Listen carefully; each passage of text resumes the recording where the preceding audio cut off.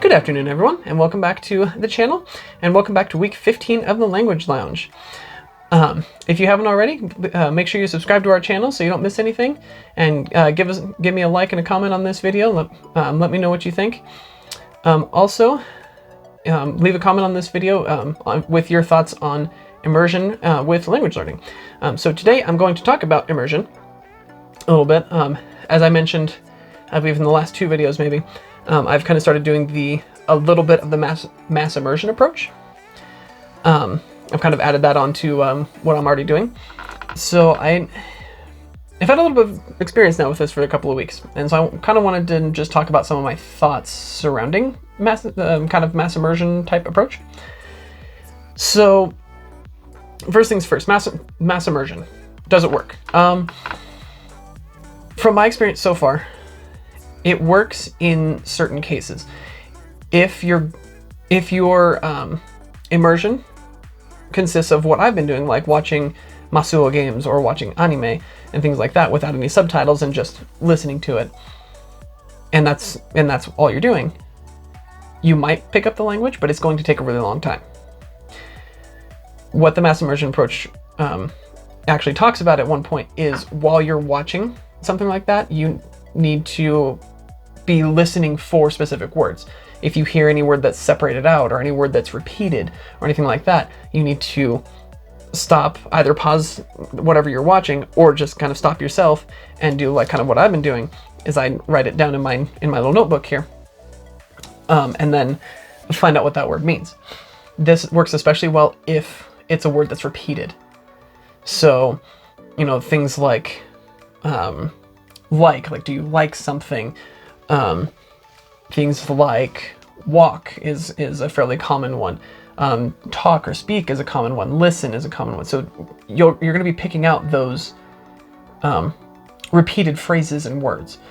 So, but you're only going to be doing that if you're paying attention and actually writing them down. If you're not writing anything down and you're not taking the time to figure out what it means, it's going to take a lot longer.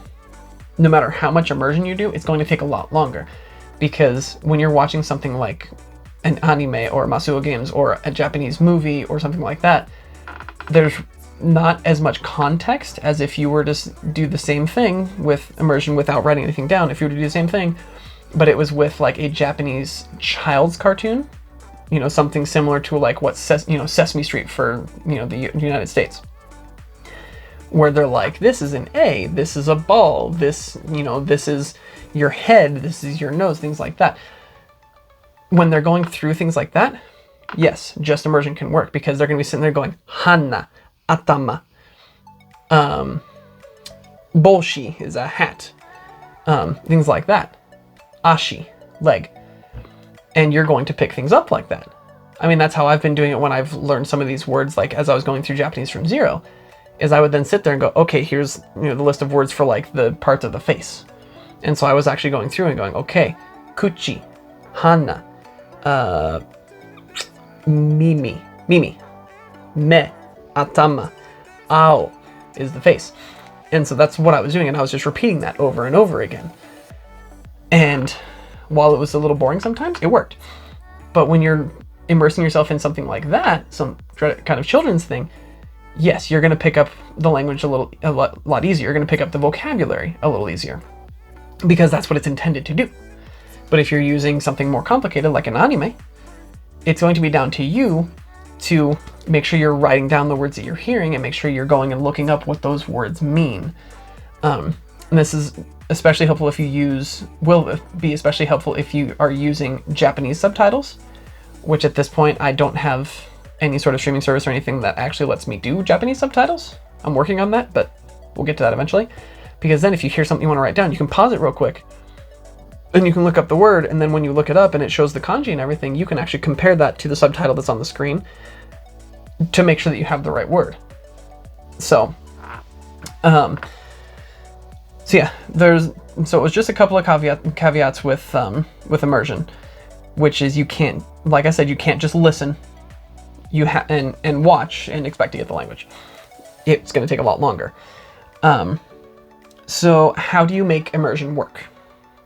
If you are wanting to do solely immersion and not do a whole lot else, and you're not wanting to do, you know, like Japanese from zero, you're not wanting to do anything like that, you're not wanting to do an Anki deck, my first advice for you is do an Anki deck or something like that. Is going to be a lot more helpful. But if you're wanting to just only do immersion, at the very least, make sure you are writing down the words. If you aren't learning the vocabulary, you will not learn the language.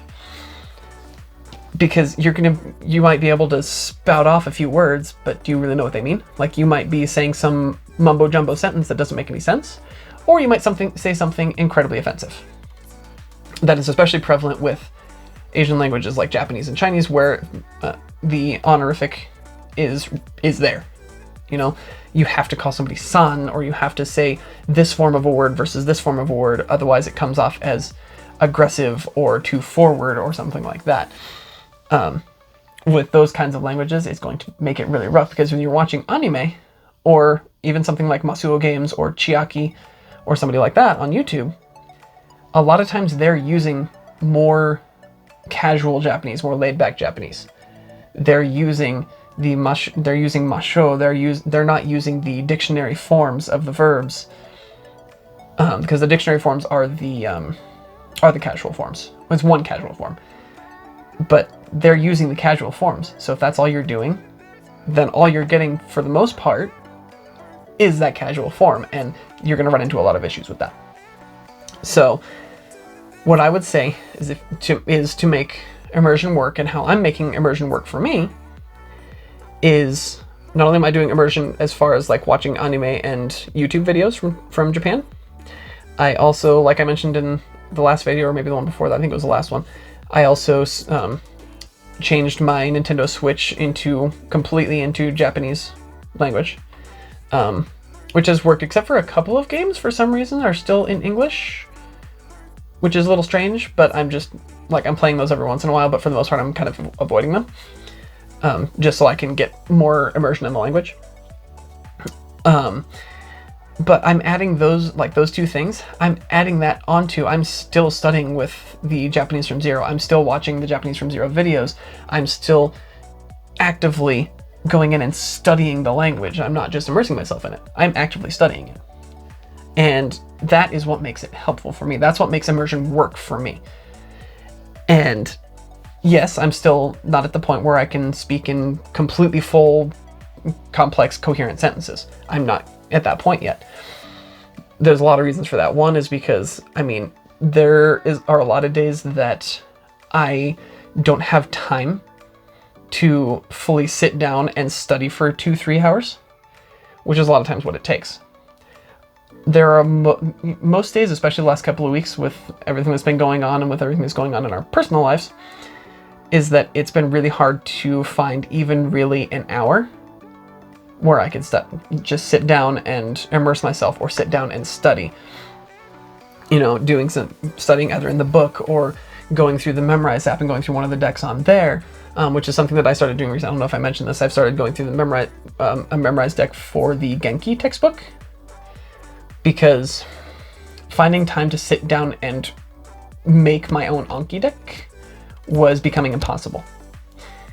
And so I was like, all right, I'm gonna go, and I went and looked through some of the ones on Anki, and then I remembered Memorize, and I watched a video where somebody had used a deck that somebody had made of just the vocabulary words from the Genki textbook. So that's what I've been using.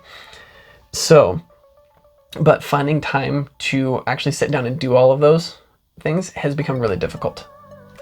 And so most of the time I try to at least get an hour a day. But an hour a day is only going to get you so far. You aren't going to become completely fluent in, say, a year with only an hour a day. You can reach a certain level of fluency and a certain level of understanding, especially with the immersion, with an hour a day, but you aren't going to be able to speak in as complex of sentences as you would like. You aren't going to be able to fully converse in the language.